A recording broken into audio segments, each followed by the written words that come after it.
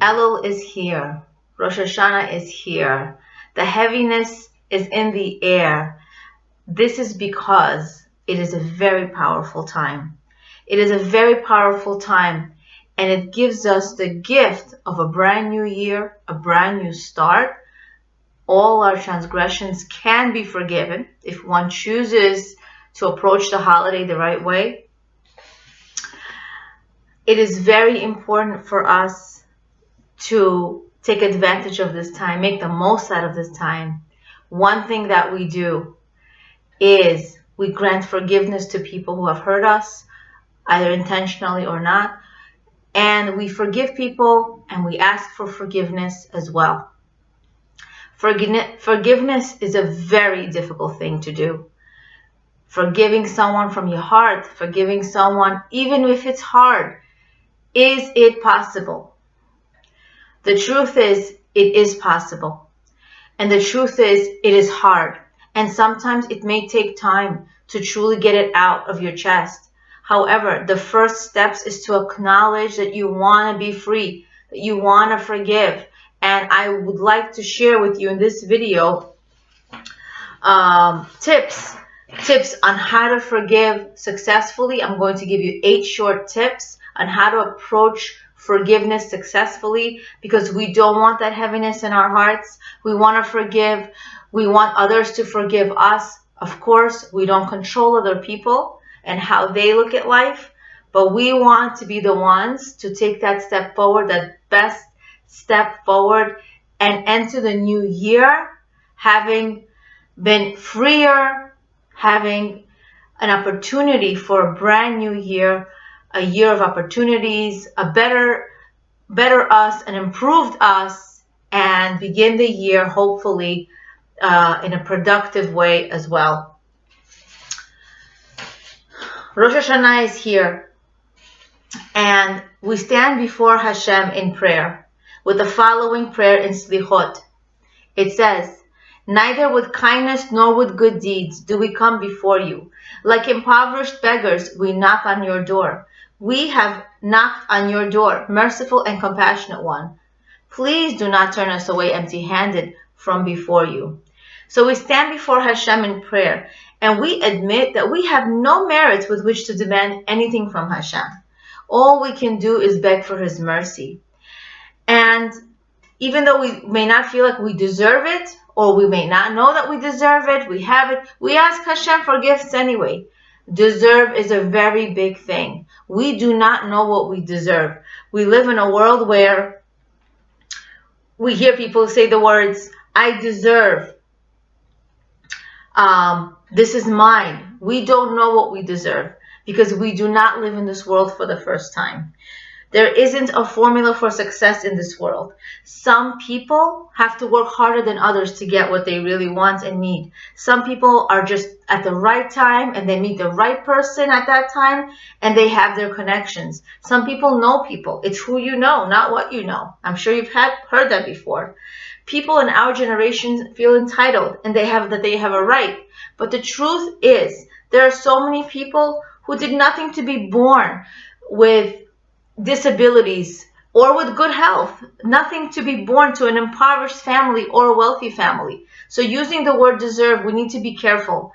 We need to be careful how we use it. We need to embrace our gifts and be grateful to them and accept our current circumstances.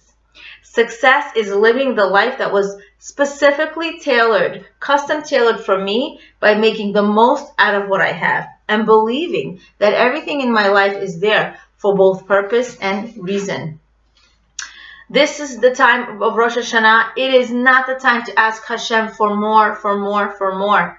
For materialistic means, this is the time for us to make a brand new start and ask Hashem to be partners with Him, to realize that I'm crowning you as King Hashem. You are in my life everywhere, in my kids, in my husband, in my family, at work, everywhere. This is you. This is the life you gave me, and I choose to see you everywhere. And I'm crowning you as king. What does that mean? That means I accept my circumstances. There's no mistake. Whatever that I have in my life, there are no mistakes. But if a person is angry and depressed, they're saying Hashem made a mistake in my script, in my life. And that's not true. The life that a person is living with right now, if there was anything different, it would be the worst thing. And sometimes we go through very hard circumstances. And of course, the first step is emunah. It is hard. But if we take the steps to even try to look at life with emunah, then Hashem will help us take the next step. We can explain this with this parable of making a brave request from Hashem, even though we don't deserve. We didn't do enough. We wish we did more. Hashem, please give me a brand new year. And it's given with a beautiful parable of a very, very, very wealthy homeowner. And he asked the servant, go to the cellar, go to the basement, and go get a specific type of wine. He sees time has gone by, more than an hour. He goes down himself and he sees the servant drunk, and he asks him, what are you doing? What's going on? He says, it's about time. I asked you for a raise. Because he saw how delicious the wine was. There was a few bottles of wine just splashed all over the floor. It was such a delicious wine. He didn't know what he was in for. He didn't know how delicious it was.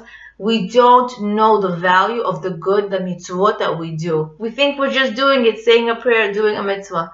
But we're really changing the world, and we have to give value to that. So I'm going to give you a few tips, 8 tips on how to forgive other people successfully. Number 1, understanding that they do not understand the extent of the wrong that they did. It's easier. I'm not saying it's easy to forgive people, but I'm saying it will be easier for us to know that they do not understand the extent of the wrong they did. Because if they would understand, they probably wouldn't do it. So sometimes we hear people just say, oh, I didn't mean anything by that. What are you making a big deal about? Words hurt. Words hurt. Words have power. Words can create. Words can destroy. So just because this person didn't understand how they hurt another person, this can give us a little bit of an understanding that, listen, if they knew what they did, they probably wouldn't have done it. Because, we really know that people react differently to the same stimulus. One person can hurt someone by saying something and another person means nothing to. So we have to understand that they don't know the extent of how words hurt us. Number 2, they are unaware of your background. Certain people may be more sensitive to others.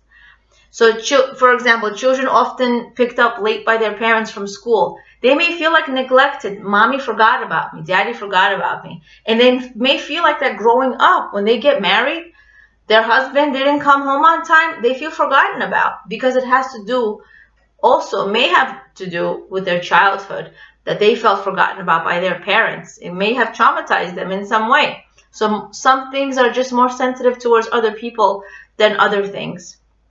Number 3, they are soft on others, if soft with their own self. Meaning that if I forgive other people, that means I forgive myself. A person who's soft on themselves, who's flexible, who's not hard, it's easy for them to forgive others. But a person who has low self-esteem, who's angry, who has resentment, they don't love themselves. They don't accept at this time that they're able to make mistakes and they can forgive and they can move on. Then this is what's going to happen. They're going to be hard on others. And this is a very difficult thing to do when you want to have a relationship with Hashem. Because to have a true relationship with Hashem, a person needs to be true to themselves, to others, and then he can have a relationship with Hashem. Number 4, they don't have social graces. Some people may say something or do something. It's like, it's obvious a person should apologize, and they just lack social graces. So when you see other people lack social graces, be thankful that you don't have that negative quality. And remind yourself that this is what I should be doing. I should be doing the opposite. I should be grateful that I have social graces. Number 5, understanding that a turn is for a turn. If you forgive other people, Hashem will forgive you for transgressions that you did either on purpose or unintentionally. And we as human beings will have transgressions. We'll transgress until we leave this world. But at least we know, this is Hashem's formula. If you forgive other people, I will forgive you, even for sins that you did intentionally or not. So this is the formula. Number 6, acknowledging a person is handicapped in that area. For example, if a person is, it's difficult for them to tell the truth, they're dishonest, then you could look at that person as handicapped in that area. And in this way, you could feel compassion to that. Because of course, we all have handicaps. And I want other people to be understanding of that. Number 7, reminding yourself that there is a trait that you have that is very difficult for you to change. This way, it will ignite that sensitivity, compassion, and forgiveness, that just like I want other people to forgive me for my very difficult traits and be patient with me, I'm going to forgive this person.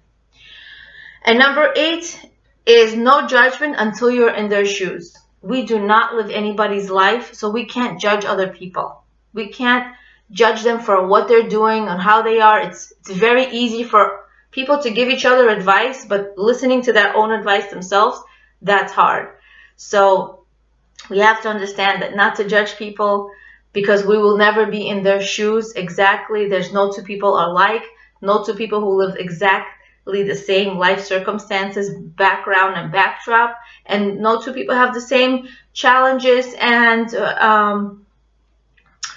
blessings in life. So we have to understand, let's bring this new year, this Rosh Hashanah, give yourself the gift of true forgiveness. And even if it's hard for you to forgive someone, tell yourself you forgive them. Try to forgive them. Think about forgiving them. Imagine yourself forgiving them. And in this way, because you're doing it, because you're believing it, ask Hashem, help me to forgive this person. And it may take time, but at least your heart has softened, and at least you have tried to take the next best step to improve relationships, not only with yourself, with other people, and Hashem. These were all my own tips, but the story, the little parable, was from Rav Shlomo Levenstein in his book, How Sweet is the Light. Leah Abramov, Being and Becoming, Awakening Awareness of Your Greatness and Potential.